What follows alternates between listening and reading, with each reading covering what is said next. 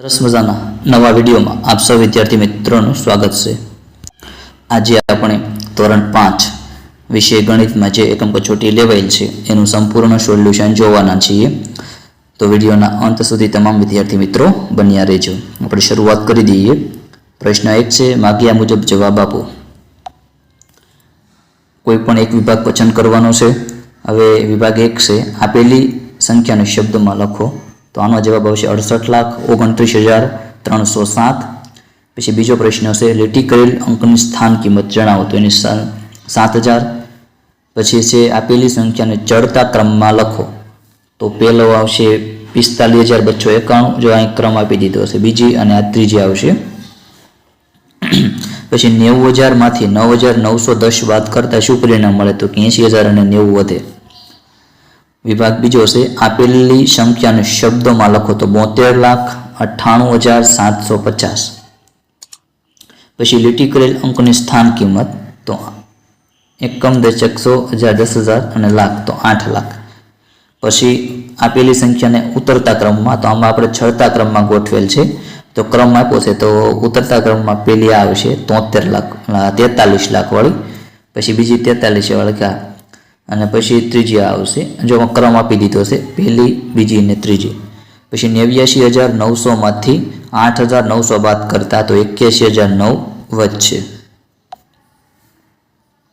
વિભાગ 3 છે કે આપેલ સંખ્યાને શબ્દમાં લખો। તો 56,36,723। પછી લીટી કરેલી અંકની સ્થાન કિંમત, તો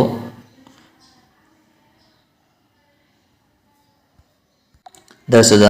પછી આપેલી સંખ્યાને ચડતા ક્રમમાં, તો 3,72,867 પહેલી, 3,82,000 પછી બીજી, અને 3,87,000 એટલે ત્રીજી। લાખમાં જોઈ લેવાનું, પછી હજારમાં હાલવાનું એટલે થઈ જાય। જો ક્રમ આપ્યો છે ન ખબર પડે ને તો 80,000 માંથી 4,925 બાદ કરો તો 84,925 વધશે।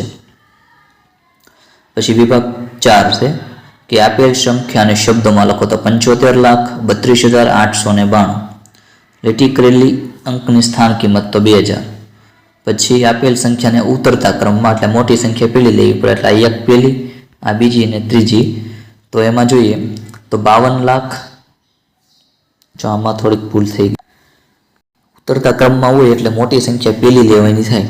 તો જો 5,73,000 એટલી મોટી એટલે પહેલી, પછી 5,38,000 આવે એટલે બીજી, અને 5,27,000 પછી આવે, પહેલાં 73 આવે, પછી 37 ને પછી 27 આવે એટલે પહેલી, આ બીજી અને આ ત્રીજી।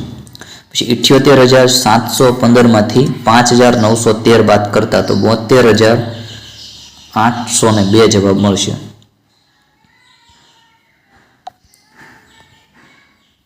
વિભાગ 5મો છે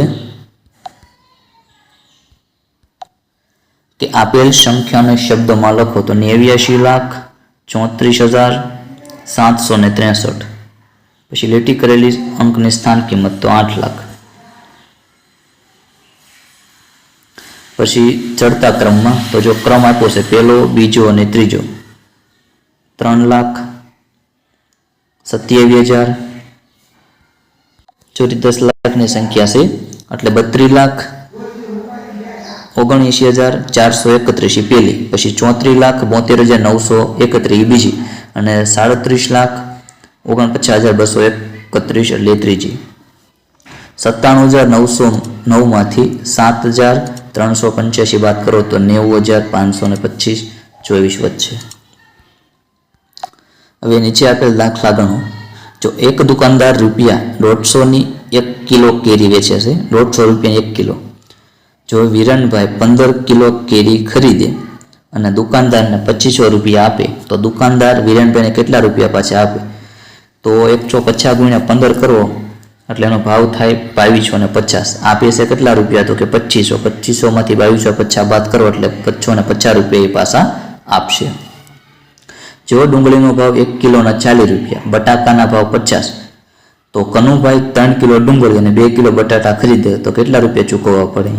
તો ડુંગળીના 40 × 3 કરો એટલે 120, અને બટાટાના 50 × 2 કરો એટલે 100, એટલે કે 220 રૂપિયાને ચૂકવવા પડે। ત્રીજો ક્વેશ્ચન લઈ લઈએ. એક કુટુંબની એક મહિનાની આવક 15,000 રૂપિયા છે. તે કુટુંબનો માસિક એટલે મહિનાનો ખર્ચ એ બાદ કરે એટલે 2500 રૂપિયાની બચત થાય છે. તો એ ઘરની કે મહિનાની ખર્ચની રકમ કેટલી થાય? તો આવક કેટલી હતી? તો કે 15,000 રૂપિયા. અને બચત કેટલી થઈ? તો કે 2500 રૂપિયાની. તો 15,000માંથી 2500 બાદ કરો એટલે 12,500 વધે, એટલે ઘર ખર્ચ 12,500 થાય છે એનો. ચોથો પ્રશ્ન છે, એક ગામની વસ્તી 4,000ની છે, જેમાં 18 વર્ષથી નાના બાળકો છે એ 1212 છે, અને 60 વર્ષથી જે મોટા છે એ 1400 છે. તો 18થી 60 વર્ષની ઉંમરવાળી વ્યક્તિ કેટલી છે?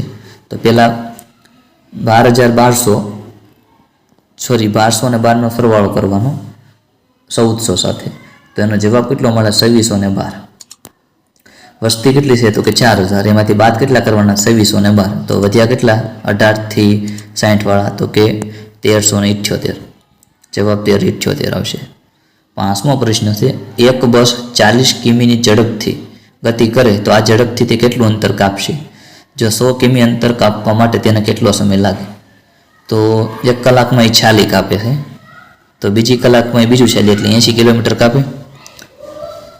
હવે કાપવાનું છે કેટલું? 6. તો 2 કલાકમાં 80 કાપે છે. 2 કલાકમાં કેટલું કાપે અંતર? તો કે 80 કિલોમીટર કાપે. હવે કલાકનું કેટલું? 46 થાય. તો હવે વધ્યા કેટલા? 80 થઈ જાય એટલે 20 કિલોમીટર વધ્યા. તો 60 ના અડધા 30 થાય. તો 2 કલાકને 30 મિનિટ એને થશે. અમીની માસિક બચત 5,000 રૂપિયા છે. મહિનાની બચત કેટલી? 5,000. તો કેટલા મહિનાની બચત પછી તેની પાસે 40,000ની બચત થાય? તો 5,000 ગુણ્યા 8 કરો એટલે 40,000 રૂપિયા થાય. તો 8 મહિને થશે. પછી 7મો ક્વેશ્ચન છે, એક કુટુંબમાં પ્રતિદિન એટલે કે રોજ 2 લીટર દૂધની જરૂર પડે છે, અને દૂધનો ભાવ 60 રૂપિયા છે પ્રતિ લીટર. તો ઓગસ્ટ માસમાં કેટલા લીટર દૂધ જોઈએ? ઓગસ્ટ માસ જોઈએ તો 31 દિવસનો હોય. તો 2 લીટર દૂધ એને જોઈએ છે રોજનું. તો 31 ને 31 62 થાય, અને ભાવ કેટલો છે દૂધનો? 60 રૂપિયા. તો 62 ગુણ્યા 60 કરો એટલે 3720 રૂપિયાનો ખર્ચ થશે.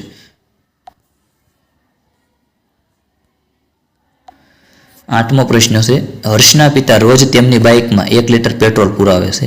પેટ્રોલનો ભાવ 100 રૂપિયા હોય તો માર્ચ મહિનામાં કેટલા લીટર પેટ્રોલ જોઈએ અને કેટલા રૂપિયા ખર્ચ થાય? 31 જો મહિનો હોય તો 31 લીટર પેટ્રોલ જોઈએ, અને 100 રૂપિયા ભાવ એટલે 3100 રૂપિયા થાય. પછી એક દુકાનદાર 120 રૂપિયાની પ્રતિ કિલોના ભાવની કે લંગડો કેરી વેચે છે. 120 રૂપિયાની 1 કિલોનો. અનિતા 5 કિલો એ ખરીદે છે અને દુકાનદારને 1000 રૂપિયા આપે છે. તો દુકાનદાર કેટલા રૂપિયા અનિતાને પાછા આપશે?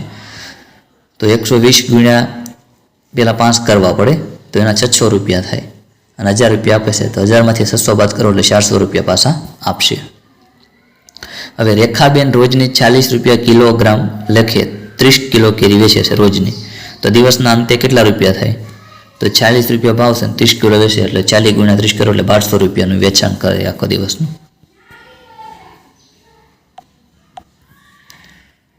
હવે છે પ્રશ્ન 3, ચિત્ર જોઈને વર્ગીકરણ કરો. ખૂણા જોઈએ તો આકાર કાટકોણથી મોટો અને કાટકોણથી નાનો. કાટકોણથી મોટો હોય લઘુ અને કાટકોણથી નાનો હોય ગુરુ એટલે નાનો. તો જો આમાં કાટકોણ આવશે પહેલામાં, બીજામાં કાટકોણથી નાનો, ત્રીજામાં કાટકોણ, અને ચોથામાં કાટકોણથી નાનો.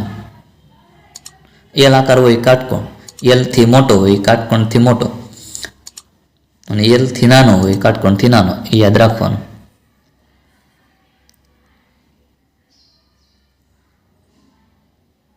બીજામાં જોઈ લઈએ.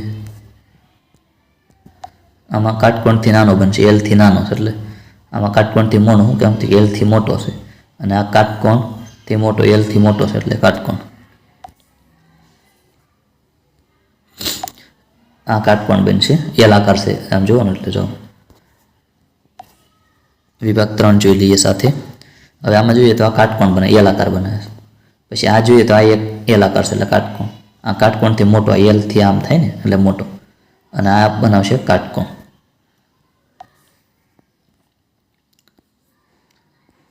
ચોથો વિભાગ જોઈ લઈએ તો આમાં કાટકોણથી આ નાનો બનશે, આ કાટકોણ બનશે એલ આકાર છે, આ કાટકોણથી નાનો અને આ કાટકોણથી મોટો, એલ આકારથી મોટો છે ને. વિભાગ 5માં જોઈ લઈએ. આમાં કાટકોણ આવશે, આ કાટકોણથી નાનો બનશે, આ કાટકોણ બનાવશે અને આ કાટકોણથી મોટો બનાવશે. હવે પ્રશ્ન 3 એમાં બ આપ્યું છે. નીચેની આકૃતિમાં દર્શાવેલ સમય મુજબ કાંટા દોરો અને ખૂણાનો પ્રકાર લખો. તો લખી દઈએ. જો સમય 3:30 થયો એટલે એ કાટકોણ બનાવે. પછી આમાં 2:45 થઈ છે એટલે આ લઘુકોણ એટલે કાટકોણથી મોટો ખૂણો બનાવે. જો આમાં સમય આપ્યો છે. પછી 6 કલાક ને 5 મિનિટ તો આ લઘુકોણ એટલે કાટકોણથી મોટો જ ખૂણો બને છે. પછી આ ગુરુકોણ એટલે કાટકોણથી નાનો ખૂણો બને છે. સમય 7:15 છે. પછી આમાં 1:30 એટલે આ લઘુકોણ એટલે કાટકોણથી મોટો, લઘુ એટલે મોટું થાય. પ્રશ્ન 4 છે કે નીચે આલેખપત્રમાં આપેલી આકૃતિ પરથી પ્રશ્નોના જવાબ. તો ચોરસ બરાબર 1 સેમી ગુણ્યા 1 સેમી એટલે લંબાઈ ગુણ્યા પહોળાઈનો ગુણાકાર કરવાનો થાય. તો ચોરસ એટલે ચોરસ ગણવાના થાય મતલબમાં. તો જોઈએ વિભાગ 1 આકૃતિ એનું ક્ષેત્રફળ કેટલું છે. તો ચોરસ ગણી લઈએ આપણે. તો 1 અને 2 ચોરસ છે. પછી આકૃતિ 2માં કેટલા ચોરસ છે? 1, 2, 3 અને 4 અને 6 ચોરસ છે. આમાં 4 ચોરસ છે અને આમાં 2 ચોરસ છે. શું કામ? તો કે એક આ અને એક અડધું એટલે આ 2. રેડી? તો હવે પ્રશ્ન જોઈએ આકૃતિ એનું ક્ષેત્રફળ કેટલું છે? તો કે 2 ચોરસ સેમી. પછી કઈ આકૃતિનું ક્ષેત્રફળ સૌથી વધુ છે? તો આકૃતિ જે બી છે એનું વધારે છે. કેટલું છે? કે 6 ચોરસ સેમી છે. પછી કઈ આકૃતિનું ક્ષેત્રફળ સમાન છે? તો આ એ આકૃતિ અને ડી આકૃતિ અને બેમાં ચોરસ 2 છે. પછી કઈ આકૃતિનું ક્ષેત્રફળ 4 ચોરસ સેમી છે? તો આકૃતિ સી નું જો લખ્યું છે. પછી સમાન ક્ષેત્રફળવાળી આકૃતિની પરિમિતિ સમાન છે. સમાન ક્ષેત્રફળ કોનું છે? તો આકૃતિ એ અને ડી નું સમાન છે. તેમાં પરિમિતિ બેની હરખી જ થાય. 1, 2, 3, 4, 5 ને 6. તો આમાં 6 જ થાય એટલે આ આવશે.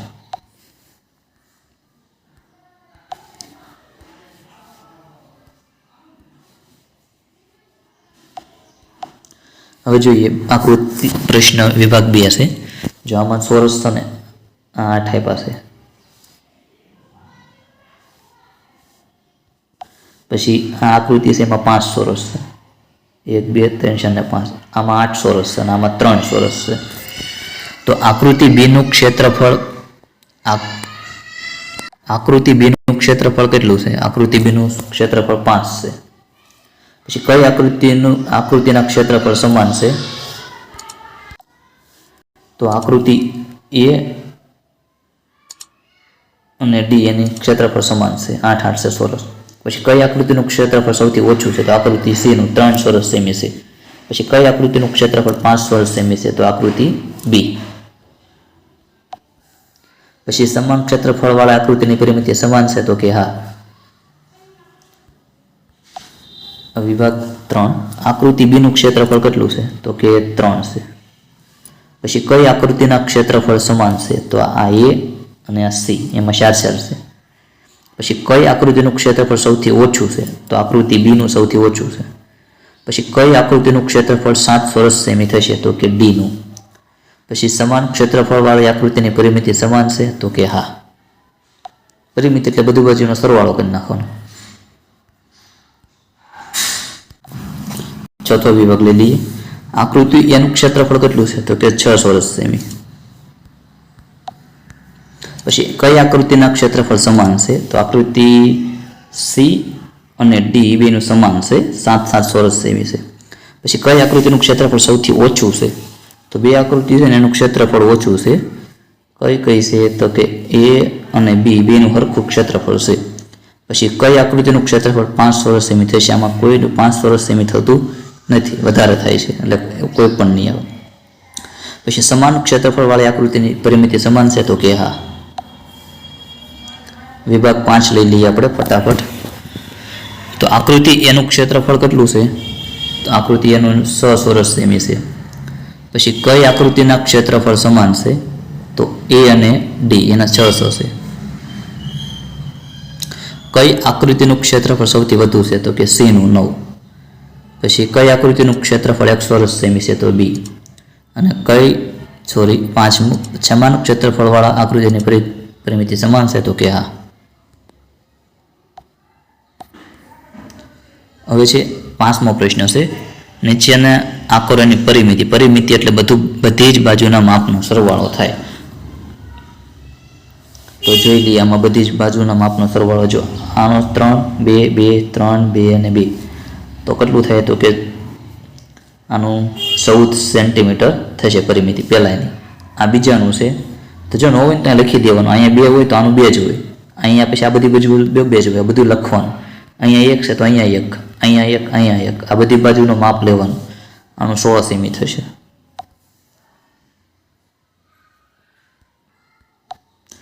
પછી ત્રીજી આકૃતિ છે, તો અહીંયા 2 સેમી છે, આ 1 સેમી, અહીંયા પણ 1 સેમી થશે, અહીંયા 4, અહીંયા 1 ને 5 તો ગણી લેવાનો. 5, આ 6, 6 ને 4 10, 10 ને 11 ને 12, 13 ને 14, એટલે અહીંયા 14 થાય. જો મારે ભૂલ થઈ ગઈ છે, આ 14 આવશે. પછી આમાં તો આ 5, આ 6, આ 7, 8, 9, 10, 11, 11 ને 4 15, 16, 16 ને 4 20.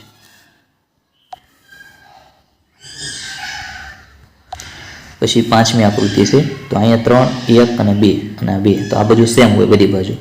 તો 3 ને 3 6, 6 ને 2 8, 8 ને 2 10 ને 12 ને 14, આ 14 સેમીનું આવશે. પછી છઠ્ઠું છે, તો બધી બાજુનું માપ લઈ લેવાનું, તો આનું 16 થશે. 7મું છે, તો આ 2,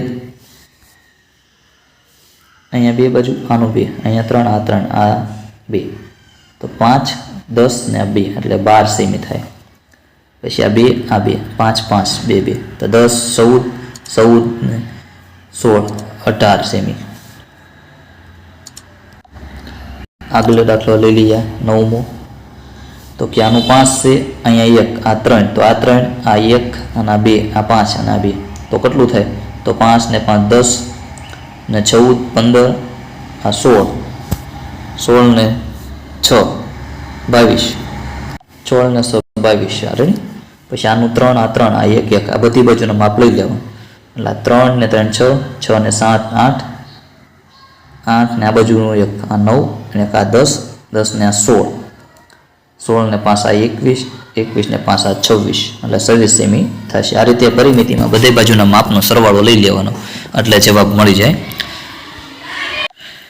સરસ મજાની એકમ કસોટી જે ગણિત નીતિ એનું સંપૂર્ણ આપણે સોલ્યુશન જોયું. આ વિડીયો અહીંયા હવે પૂર્ણ કરીએ છીએ. હવે મળશું આપણે ધોરણ 3 અને 4ની જે કસોટી લેવાય છે એ વિડીયોમાં. તો હવે મળીએ નવા વિડીયોમાં.